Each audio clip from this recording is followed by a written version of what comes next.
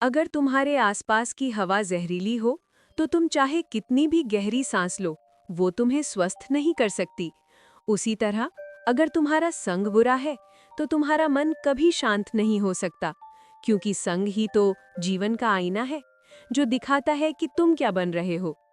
आइए इसे इस कहानी के माध्यम से समझते हैं।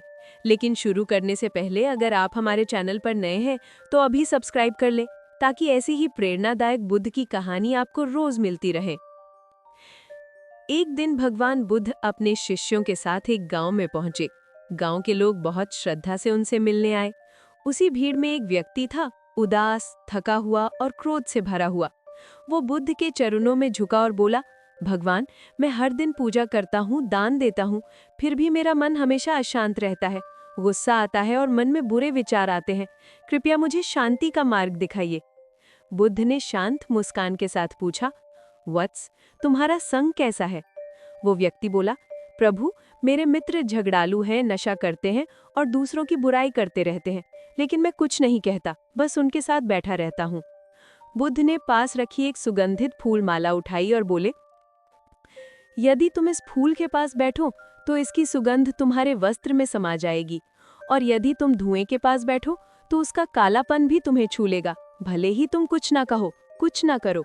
बुद्ध ने गहरी दृष्टि से उसकी आंखों में देखा और कहा, मनुष्य वही बनता है जिसका संग करता है। बुरा संग मन को अंधकार से भर देता है और सत्संग आत्मा को प्रकाश से। फिर बुद्ध ने पास खिले कमल के फूल की ओर इशारा किया और बोले, ये कमल कीचड़ में उगता है, लेकिन कीचड़ से ऊपर उठकर खिलता है, क्योंकि यह सूर्य की ओर झुकता है, गंदगी की ओर नहीं।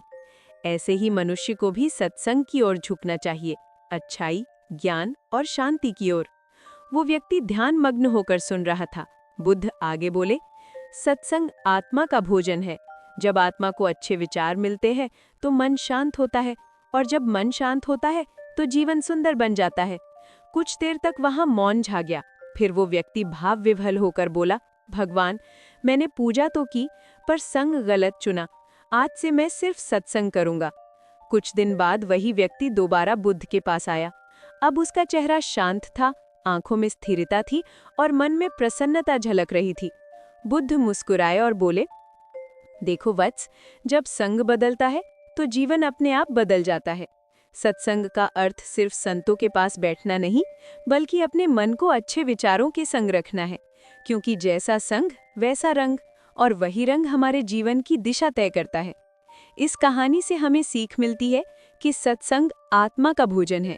जैसे शरीर को भोजन चाहिए, वैसे ही आत्मा को अच्छे विचार और सच्चे ज्ञान की आवश्यकता होती है।